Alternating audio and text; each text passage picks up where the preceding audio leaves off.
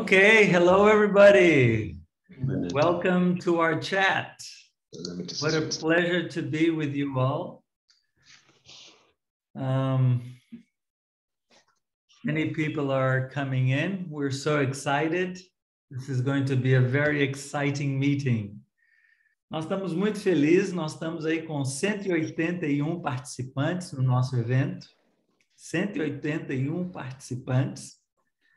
E em primeiro lugar, a Espanha com 67 participantes. Então, parabéns, Espanha. Uhul! Viva Espanha! E depois nós temos... Se pode falar, não? Não, porque assim, hablamos... Nós temos a Alemanha, Deutschland, com 53 participantes. E depois Portugal com 32, e depois outros 8 países com um pouquinho em cada. Então, esses são os 3 países que nós temos tido mais acesso, mais penetração, e nós estamos muito felizes que há tantas igrejas novas interessadas em conhecer a nossa visão. É um privilégio para nós o que Deus está fazendo aqui na Europa. E eu gostaria de, primeiramente, começar agradecendo a Deus por tudo que Ele tem feito. Se você está aqui é porque Deus está movendo nesse lugar. Deus está movendo nesse lugar. Então, eu fico super animado com o que está por vir. Deus é bom e grandes coisas estão por acontecer. Então, nós vamos começar esse momento aqui agradecendo a Deus pelo que Ele tem feito.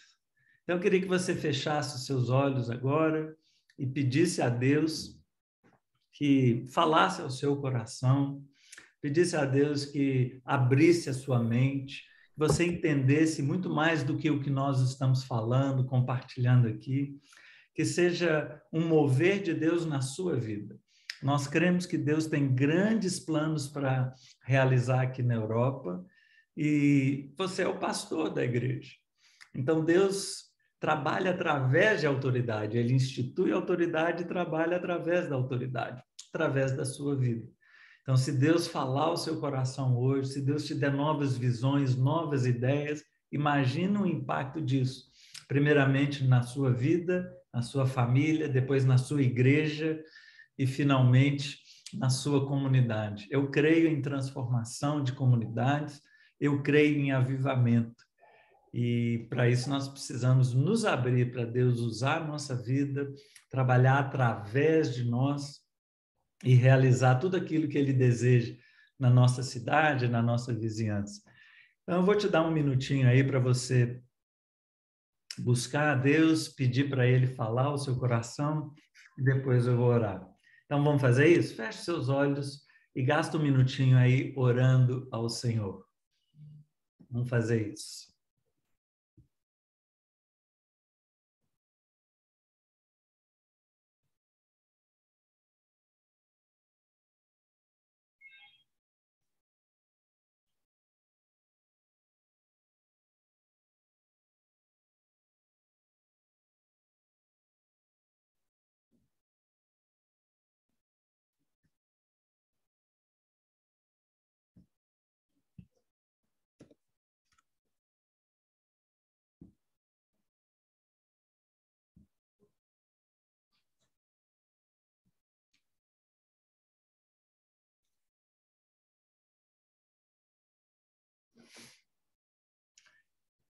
Querido Deus, nós estamos aqui reunidos em Teu nome. Nós cremos que o Senhor tem grandes coisas para fazer aqui entre nós. Nós cremos que a Europa é um continente especial, é um continente onde o Senhor já fez tantas coisas, mas ainda tem muito por fazer. E nós estamos aqui neste continente com os corações cheios de expectativa para o que será os próximos dias, os próximos anos. Nós estamos dedicando a nossa vida nessa terra, oramos por essa terra, cada um no seu país, nós estamos nos entregando, nos rendendo a Ti, porque queremos ver avivamento nessa terra. E muitas vezes lutamos nas nossas igrejas, tentamos um monte de coisa e pouca coisa funciona. As pessoas no dia a dia aí não estão muito interessadas em coisas de igreja e muitas vezes o desânimo toma conta e acabamos nos acomodando. Nós queremos mudança, Deus. Nós queremos ver o teu evangelho se espalhando por essa terra. Queremos ver o crescimento nas igrejas, não para que a gente lidere igrejas grandes, não. Nós queremos é trazer glória para o teu nome. Queremos ver pessoas se convertendo, conhecendo ao Senhor, tendo as suas vidas transformadas. Queremos ver os membros das nossas igrejas incendiados de amor pelo Senhor, de amor pelas pessoas. Queremos ver transformação. E te pedimos, Deus, que o Senhor trabalhe primeiramente em nós, nos livre de espírito de religiosidade, nos livre de estarmos apegados, agarrados às nossas tradições, aquilo que nos acostumamos, aquilo que nos dá segurança. Nos livra disso, Deus, que possamos fazer como Pedro, que desceu do barco, desceu daquela estrutura que lhe dava segurança, que ele já estava acostumado. Ele desceu do barco para experimentar coisas novas, porque o Senhor estava chamando. E ele andou sobre as águas porque foi uma palavra dada pelo Senhor. É o que nós te pedimos aqui. Fala aos pastores. Dê uma palavra a cada um que veio aqui. Nós cremos que o Senhor fala hoje. Nós cremos que o Senhor está trazendo cada um a essa reunião. Não estamos aqui por acaso, porque o Senhor quer falar conosco. E é isso que nós desejamos. Nós desejamos ouvir a tua voz. Então, nós declaramos esse ambiente aqui um ambiente santo. Declaramos um ambiente separado. Não há limites para o Senhor. E mesmo que estejamos online, nós santificamos esse ambiente para a ação sobrenatural do Senhor. Resistimos a todo espírito contrário, a todo espírito que quer destruir, que quer distrair, que quer trazer confusão. Nós declaramos esse um lugar separado, especialmente para o teu agir. E colocamos o nosso coração, a nossa mente, os nossos ouvidos 100% focados no Senhor. E te convidamos, vem, Senhor, toma conta dessa reunião. Fala ao nosso coração em nome de Jesus. Amém. Amém? Muito bem, eu gostaria de convidar o nosso ilustre entrevistado dessa noite, o pastor Paulo Mazzoni. Paulo, você está aí? Cadê você, Paulo? Eu estou aqui, Roberto, na última página. Que coisa boa! Bem-vindo! Boa noite, Roberto. Boa noite a todos. Uma alegria rever alguns amigos, uma alegria conhecer outros. Muito boa noite, é um prazer estar aqui com vocês. Que coisa boa, que alegria, viu, Paulo? Para quem não sabe, o Paulo é o meu pastor da Igreja Batista Central. Quando eu era adolescente, o Paulo, que é muito mais velho do que eu, era o líder dos jovens. Ele era o meu líder como jovem, já imaginou? Eu estou nessa aí há muito tempo. Nós crescemos juntos na igreja, um privilégio muito grande ter a amizade dele, acompanhá-lo desde a adolescência. E quando ele se tornou pastor principal da nossa igreja, a gente estava ali participando, nos tornamos líderes de adolescentes, depois pastores de jovens, e eu tive o privilégio de trabalhar ao lado dele, trabalhar lado a lado, cooperando, brigando, enfrentando, discutindo. Nós criamos uma amizade incrível e foi muito bom. Esses anos todos têm sido muito bom. Eu, mesmo aqui na Europa, continuo no relacionamento. Cada 15 dias nós temos o nosso tempinho ali de muito compartilhar, de abençoar a vida um do outro. E eu convidei o Paulo para compartilhar um pouco da história dele de transição de células, de uma igreja batista convencional. Então, fala um pouquinho de quem você é, qual a sua formação, por que você virou pastor e que loucura é essa de mudar uma igreja batista para uma igreja muito doida que a gente vive hoje. Novamente, muito boa noite a todos. Um grande prazer conhecê-los e reencontrar alguns amigos. Muito obrigado ao Roberto pelo convite e pela coragem, pelo trabalho, pelo esforço de nos reunir e nos dar a oportunidade desse encontro. Bem, eu sou uma pessoa super comum, sou natural aqui de Belo Horizonte, uma cidadezinha bem do interior do Brasil, uma cidade já de 3 milhões de habitantes. Eu sou pastor aqui da Igreja Batista Central desde 1988, então já estamos quase há 34 anos pastoreando a igreja. Acredito que as igrejas crescem quando o pastor é longevo e permanece muitos anos na mesma igreja, capaz então de conhecer a igreja e construir um projeto adequado para esta igreja.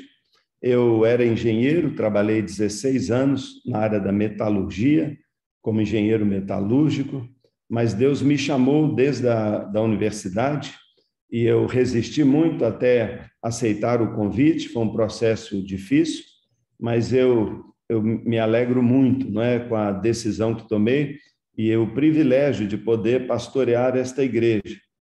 A Igreja Batista Central, uma igreja batista bem ética, bem típica, bem bacana, foi projetada pelos seus fundadores para ter aí 200 membros, mas Deus colocou um sonho muito maior em nosso coração e nós então começamos a sonhar com esta igreja e hoje eu já sou pastor aqui há muitos anos e tenho experimentado de momentos incríveis aqui na igreja, mas não sem as lutas de sempre.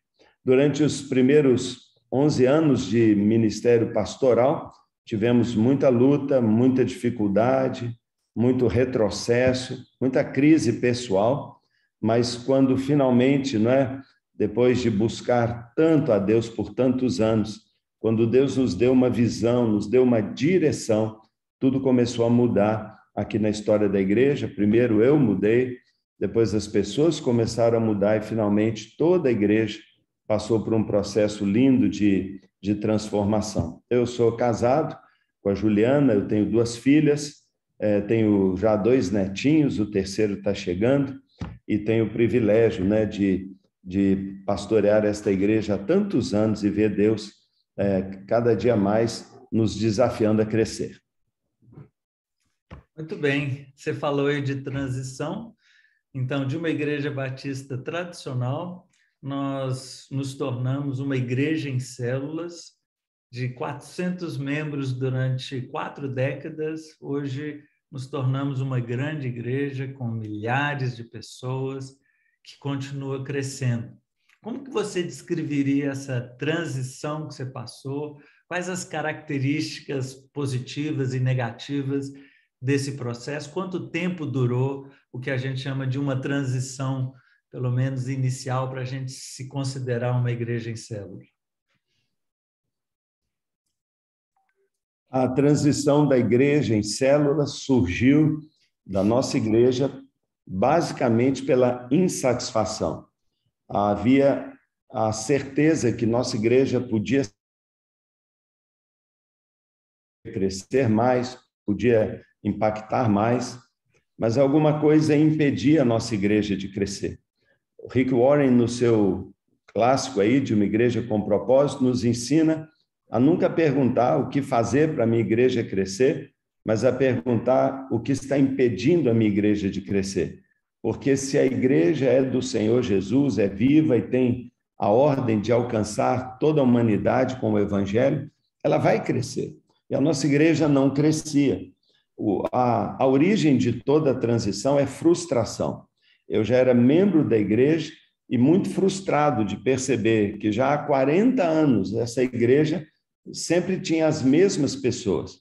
Se alguns bebês nasciam, outros idosos morriam, e a gente ficava a vida inteira na faixa de 300 membros, e isso me gerava muita frustração. Quando eu era pastor auxiliar e depois me tornei o pastor presidente, essa questão cresceu muito. Eu comecei a a entrar em grande conflito diante de Deus. Senhor, por que essa igreja não cresce? O que está errado nessa igreja? E foi o início do processo de transição, uma busca muito grande por mudanças.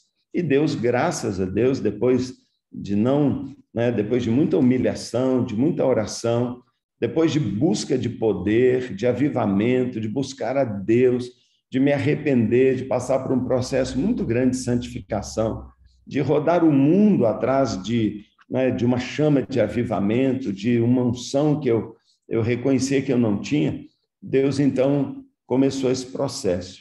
Eu acho que o processo de transição, às vezes a gente costuma dizer que transição é na igreja, na estrutura, mas não é assim que nós definimos. A mudança na igreja não foi apenas uma mudança daquilo que a gente faz ou daquilo que a gente podia fazer. A transição da igreja redefiniu quem nós somos.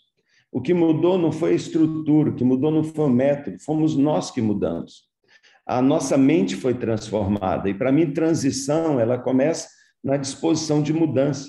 Nós deixamos de ser membros da igreja para nos enxergar como líderes da igreja.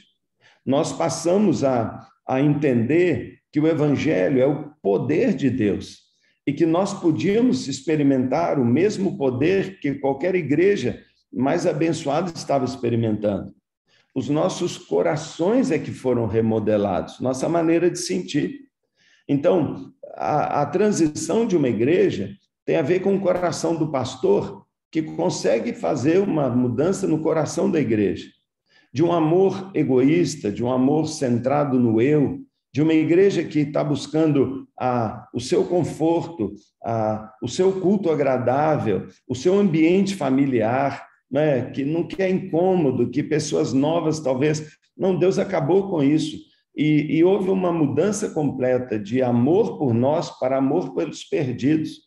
Eu acho que a mudança maior foi de que nós deixamos de ser, assim, indivíduos bacanas, éticos, religiosos, para nos tornarmos, em vez de indivíduos, uma equipe ousada, uma equipe corajosa, né, que pudesse virar o mundo de cabeça para baixo. Então, muito mais do que o que nós fizemos e da introdução da visão celular, é muito mais um remodelamento da nossa cabeça mesmo. Então, a insatisfação gerou uma busca, a busca gerou um entendimento. Nós começamos a questionar o que é a igreja, como nós deveríamos ser, e nós descobrimos que o problema não estava na nossa estrutura ao redor, mas estava aqui, dentro do nosso coração. E Deus começou a quebrar isso. Então, foi um processo muito legal. Mas é claro que aconteceu uma mudança de estrutura. Aqui no Brasil, nós ilustramos que a igreja celular, ela faz esta mudança aqui. Ela vira de cabeça para baixo. Se esse aqui é o vértice da pirâmide, nós costumamos ilustrar que a igreja tradicional, infelizmente, ela é assim.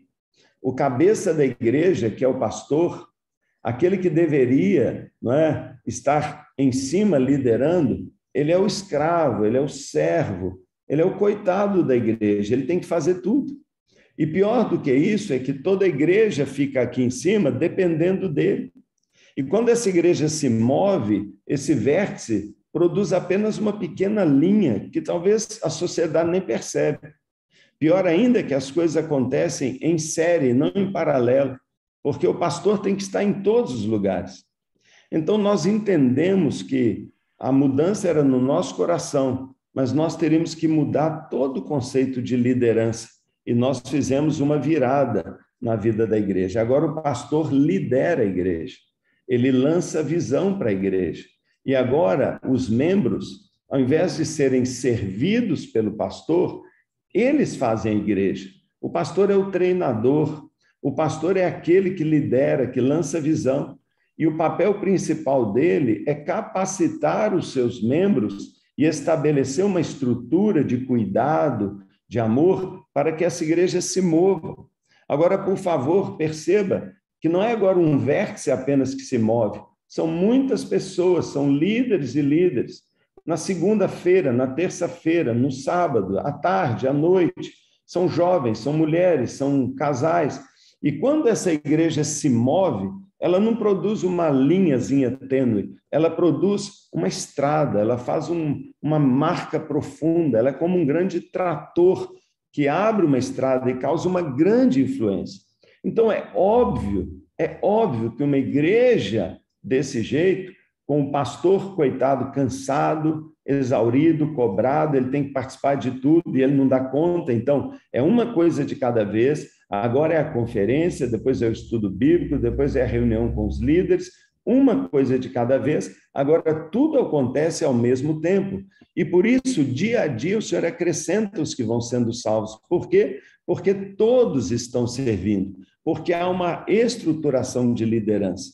Então, a nossa transição, ela envolveu esses dois aspectos, uma mudança de coração, voltar o amor, o foco, não para quem está dentro da igreja, mas para quem está perdido, trazer de volta aqueles que se afastaram de Deus.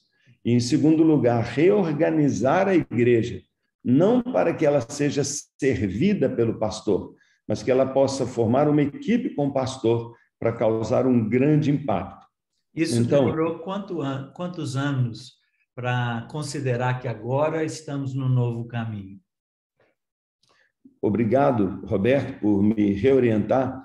Esse é um processo que, no nosso caso, foi bem lento. Uma igreja bastante tradicional, bem estruturada, com resistências à mudança. Então, nós fizemos um processo cuidadoso. Por quê? Porque nós não queríamos perder ninguém.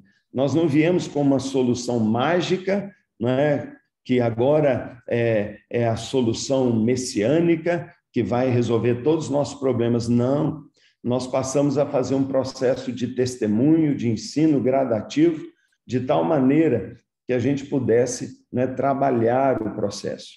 Quando Deus falou ao meu coração, depois de meses de busca, você vai edificar uma igreja em células, e Ele me deu isso, sabe o que Deus me deu? Ele colocou aqui na minha mão uma semente. Ele não me deu uma árvore pronta, Ele me deu uma semente. E a fé de que aquilo era de Deus me fez olhar para a semente e ver na semente muitas árvores frutíferas, enxergar um grande pomar, mas era apenas uma semente. Mas esse é o papel do líder, enxergar na visão tudo pronto. E eu olhei lá para frente e eu vi uma igreja enorme, mas eu entendi que eu só tinha uma semente, e essa semente tinha que ser bem cuidada e tinha que ser semeada. Eu precisaria ter paciência, porque nada cresce de uma hora para outra. Eu teria que regar a semente, porque ela precisaria germinar. Eu teria que proteger aquele iniciozinho de planta para que ninguém pisasse nela. E eu teria que ter a paciência de ver os frutos amadurecerem. E isso aconteceu. Então, esse processo eu entendo que depende de igreja para igreja, mas no nosso caso, nós começamos a entender a visão no ano de 99. No ano de 2000, nós passamos o ano inteiro sem fazer nada, apenas ensinando a igreja, e eu mesmo estudando, visitando outras igrejas. E em 2001 é que nós começamos as primeiras células. Então, desde da semente na mão até a gente começar mesmo as células, foram 3 anos de processo. E de 2001 até a gente poder declarar que agora nós somos uma igreja em células, nós gastamos mais 5 anos praticamente. Então, 3 anos nós gastamos fazendo esta virada aqui cuidadosa de cabeça para baixo. Não é? 3 anos nós gastamos, mas depois 5 anos para a gente entender que agora essa igreja avançaria sozinha. Então, eu destaco que aquilo que a gente compartilha no DNA 1, de que tudo começa com o pastor, com o preparo pessoal, depois, né, o pastor começa já bem preparado a pregar na igreja, lançando os valores, lançando a visão e as bases de uma igreja comunitária, onde todos somos ministros, onde a igreja pode estar nas casas das pessoas também. Não é? A gente ensinou tanto isso, e depois oração, muito tempo de orar junto com a igreja, depois reuniões com a liderança, até a escola de líderes. Eu entendo que é um processo que pode durar de 2 a 3 anos, até que você esteja mesmo para valer, com células bem preparadas e o processo andando. Pergunta que essas duas primeiras perguntas foram da Espanha, da Rosa e do Gonçalo. A pergunta é: quais os passos práticos, então, já que aprendemos com muitos erros, né, a fazer uma transição, quais os passos práticos que você daria assim, para quem quer começar? Primeiro passo, pastor, líder, estude, prepare-se. Você tem que ser, assim, dominar o assunto, você tem que conhecer o assunto. E às vezes as pessoas lançam-se num processo de transição sem ter as respostas, sem uma compreensão clara de que não é apenas uma pequena mudança, um verniz, mas é uma mudança de coração, é uma nova maneira de enxergar a igreja, de enxergar os membros da igreja.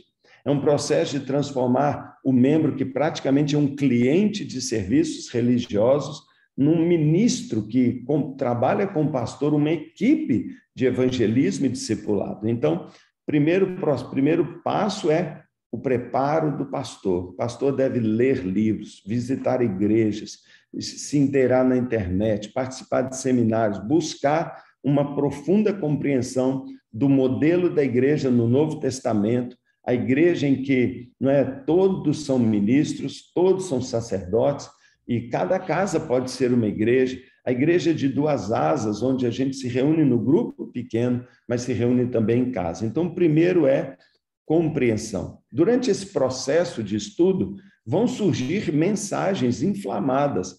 Então, é usar o púlpito para começar a lançar as sementes de uma nova visão, a despertar um sonho, uma expectativa na membresia de que nós somos bons, mas podemos ser melhores. Nós já temos feito uma obra bem que honra a Deus, mas podemos alcançar o mundo. Então, começar a falar mais sobre a missão da igreja, sobre todos alcançando pessoas para Cristo, todos no ciclo de maturidade, de crescimento, do impacto da igreja. Então, nós podemos pregar mensagens sobre o perdido estar realmente perdido, sobre compaixão. Depois disso, levar a igreja... Eu vou te interromper. Depois disso, são vários passos da transição que, quando ele estiver estudando, ele vai saber qual que é o passo a passo. Então, no DNA, nós temos palestras sobre a transição, temos cursos sobre a transição no detalhe. Então, a primeira dica é a mais importante: estudar, assistir os seminários. E aí começa, então, o processo de transição, entra no nosso site do DNA e vai ver passo a passo o que fazer. Ok? Eu tenho uma pergunta aqui, essa vem de longe, vem da Austrália, não é a Áustria, não, é da Austrália, do pastor Jonathan. Ele pergunta assim: se você pudesse voltar a 2001, quando começou, quais seriam as coisas que você faria diferente para tornar a transição mais bem-sucedida? Eu mesmo já fiz essa pergunta muitas vezes, é uma ótima pergunta. E eu confesso a você, isso não é uma questão de incapacidade de fazer uma autocrítica, mas eu dou graças a Deus, porque eu acho que nós erramos muito pouco. Deus foi muito gracioso, Deus nos conduziu de uma maneira surpreendente, mas eu tenho, sim, uma questão que eu com certeza mudaria. Eu me prepararia melhor para, desde o início da transição, estabelecer a supervisão dos líderes de células. Para mim, o nosso maior erro foi abrir células, preparar líderes, mas não estar atento ao fato de que o líder precisaria ser bem cuidado. Para você entender, no início da transição, nós abrimos 15 células.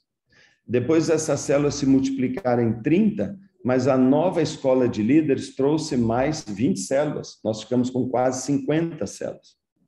E todos esses líderes, os primeiros 15, durante meses, eu cuidei dos líderes. Depois dos 50 reunidos, eu também cuidei dos 50. Bem, discipulado de 50 já não é discipulado, já vira sala de aula.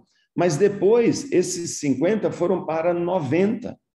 E os 90 no outro ano foram para 120. E quando nós chegamos a 120 líderes, tudo começou a desmoronar. Líderes começaram a se cansar, líderes começaram a desanimar. A visão começou a perder o brilho, parecia o rosto de Moisés. Depois de um tempo, parou de brilhar. Por quê? Porque a visão começou a diminuir, ela se diluiu. E eu não sabia o que fazer, até que, numa conversa de encontro de pastores, alguém falou comigo, mas e a supervisão? Eu falei, a super o quê? A supervisão. Eu nem sabia o que era supervisão. Falei, ninguém me falou de supervisão. Por incrível que pareça, eu li tudo sobre formação de líderes. Eu li tudo sobre evangelismo, sobre a consolidação do novo decidido, mas eu nem tinha visto essa questão de supervisão. E aí eu fui estudar esse assunto e eu descobri, meu Deus, a supervisão.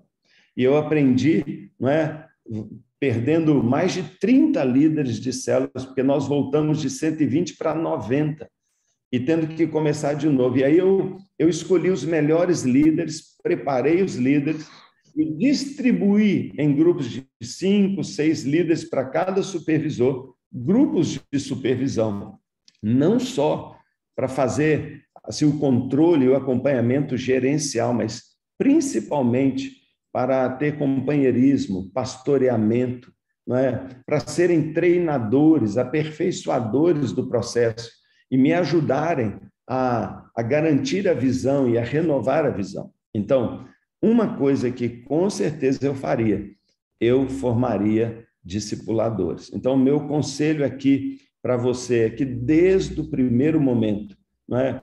Se você abrir 10 células, você seja o supervisor das células, mas no primeiro momento, já selecione um deles para ser o seu supervisor em treinamento. Você vai ter líderes novos, mas você terá ao seu lado um aprendiz de supervisor. E quando você se tornar um pastor de área e já tiver vários supervisores, selecione um dos supervisores para ser o seu aprendiz de coordenador de área, para que você possa garantir o cuidado, a visão, não é? A renovação dos líderes ao longo de muitos anos, porque a visão é cansativa, ela vaza e a gente precisa renovar isso no coração dos líderes com companheirismo, apoio, suporte. Muito bem. Você está falando uma palavra-chave aí o tempo inteiro, aprender. Eu aprendi, eu li, eu ouvi alguém falando, eu aprendi isso, aprendi aquilo. Realmente é muito mais do que uma mudança de estruturas. É uma mudança, como você falou, na mente, no coração, na prática, no entendimento do que é a igreja, né? Então, uma das perguntas também lá da Austrália é como que você gerenciou a mudança, porque você primeiro precisa mudar, mas as pessoas também. E, em geral, as pessoas são resistentes a essa mudança. Qual foi o elemento-chave que você conseguiu, então, levar as pessoas a quererem mudar, a compreenderem a mudança? E esses bloqueios na mente nossos e no das pessoas também, essa é uma luta que os pastores aqui têm para levar a igreja com eles. Muitas vezes eles conseguem, assim, de uma igreja de 100 pessoas, 10. 10 fazem e os outros 90 não se interessam. Então, abre 2 células e fica com aquelas 2 células 1 ano, 2 anos, e o resto da igreja não entra. Então, como que você foi trazendo as pessoas? Como que você trabalhou essa mudança da mentalidade? Como que você gerenciou isso? Obrigado, Roberto. Bem, pessoal, eu não quero transmitir uma ideia de super espiritual, de maneira alguma. Mas eu sempre penso sobre isso, como tudo aconteceu e como ser um líder de influência. Como ser alguém que consegue levar os outros a fazerem algo que eles naturalmente não querem fazer.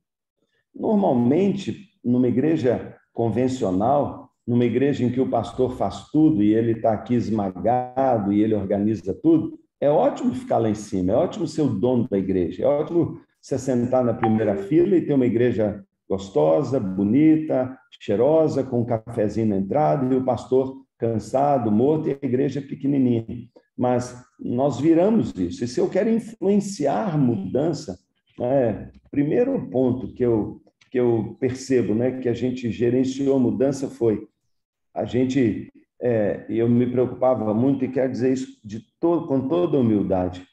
Você precisa aprender a ouvir o Espírito Santo. Você precisa aprender a ouvir o Espírito Santo. Quem faz é Deus mesmo. Eu fico até constrangido de participar de uma entrevista como essa, porque parece que eu fiz alguma coisa, mas eu só ouvi e fiz o que ele me falou. Então, eu estou ressaltando isso para dizer que qualquer avanço numa igreja depende do líder, e qualquer influência do líder depende do seu relacionamento com Deus. É pura verdade, prática, você sabe disso. Sem mim, nada podem fazer, disse Jesus. É o Espírito Santo, a seiva que passa dentro da videira verdadeira, que comunica para nós a direção que a gente deve andar. Então, em primeiro lugar, ouça o Espírito Santo. Se você está em crise, se você está com medo, se você tem oposições, se você pensa, será que eu devo ou não devo? Pare e pergunta para ele. Pergunta para o Espírito Santo, ele vai te falar. Eu que nunca fui uma pessoa muito carismática, nem assim tão espiritual, eu me considero até assim com dificuldade de audição espiritual. Deus falou, e se ele não falar no ouvido, ele vai gritar. Deus falou no meu coração. Segunda coisa, assuma os riscos em nome da missão. Assuma os riscos, tenha coragem. E eu acho que mudança, para gerenciar a mudança, é uma gestão de risco. Desculpa, parece que o Paulo travou ali. Enquanto o Paulo volta, eu interrompi o Paulo aquela hora porque ele ia gastar muito tempo explicando os passos da transição e, na verdade, isso aí é parte do que ele falou antes. Então, o primeiro passo é estudar. Tem que estudar. E quando você estuda, entende a visão, uma das partes do estudo é como transicionar. E é isso que o DNA, o projeto DNA, tem feito ao longo dos últimos 12 anos. Nós temos ajudado igrejas a fazer a sua transição. Então, se você assistir as palestras, que estão tudo no YouTube, à disposição, abertas, não tem que pagar nada, não tem que se inscrever em nada, a gente manda os links, está no nosso site, você assiste as palestras e vai te explicar direitinho. Então, a palestra durou 1 hora, mais ou menos, falando dos passos que você precisa para fazer a transição da sua igreja. E muitos pastores começaram a reclamar, dizendo que a palestra era curta, era só 1 hora de palestra, era muito pouco, e que eles precisavam de mais detalhes. Então, nós fizemos um curso que a gente chamou de TIC, Transição à Igreja em Célula, em espanhol e em português é assim, em inglês é TCC, Transition to Cell Church, em que a gente explica passo a passo, no detalhe, gastando 15, 20 minutos em cada passo. Então, são 3 vídeos ou 4 vídeos, dependendo da língua, durando algo em torno de 4 horas e meia, 5 horas, falando de como fazer a transição. Então, por isso que eu interrompi o Paulo, porque muitas vezes a gente fica preocupado, como que eu transiciono, qual é o passo a passo? Mas o que o Paulo estava falando realmente é o mais importante. É você se preparar como pastor. É você mergulhar e entender a visão, entender a profundidade da visão. Parece que o Paulo voltou aí? A hora que o Paulo voltar... Desculpem. Volta? Está me ouvindo? Estamos ouvindo, mas não estou te vendo ainda não. Aí. Está Okay. me vendo aí? Sim. Alô? Estou te vendo. Desculpe, eu não sei se foi aqui ou foi aí. Não, eu foi achei com que a você entrevista... mesmo. Aqui nós eu achei que a continuamos. entrevista... Eu tive convicção que a entrevista, o chat estava ruim e você me cortou, mas de modo a gente nenhum. conversa sobre isso terça-feira que vem. Ixi, gente, ora por mim, porque a coisa ficou feia para o meu lado aqui. Mas tá bom. Ai, ai. Muito bem. Então, você estava falando aí das questões de transformação de uma visão para outra, né? Você quer complementar ou seguimos em frente? Não, eu só queria dizer que a pergunta é como é que eu gerenciei mudanças, né?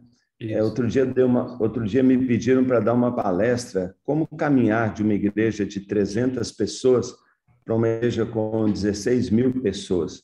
Como se tornar uma igreja de 500 pessoas, depois de 1.000, depois de 3.000, depois se tornar uma igreja de 5.000. Eu me lembro que quando a igreja chegou a 5.000 pessoas, eu achei que eu ia morrer. E eu pensava que eu não daria conta, eu pensava que... Não é? E o que a gente precisa entender é que isso não acontece de repente, não é um processo instantâneo. E à medida que a igreja vai mudando, você vai mudando também, e as pessoas vão mudando. Então, quando eu usei a ilustração de uma semente, é que é um processo mesmo, um processo de vida. Isso não acontece de uma hora. Não é uma placa, não é uma mudança estrutural, não é uma decisão que você toma. É um estilo de ser igreja, é uma mudança na mente. E é um processo gradativo. Então, quando chegamos a 10.000 pessoas, eu pensei que eu era um prefeito de uma cidade. E tudo foi mudando. Então, hoje, nós temos uma equipe pastoral. Hoje, nós já preparamos os líderes de células com a possibilidade deles se tornarem pastor ou ministério ou missionário. Então, há uma mudança gradativa. O que é importante é que o pastor deve se comprometer em seguir esse processo e não interrompê-lo. Siga o rio, deixa Deus levar, porque com certeza Ele opera as mudanças e o crescimento em você, não sem sacrifício, não sem renúncias, né? Se o grão de trigo não morre, ele fica só, mas se ele morre, ele vai se multiplicar.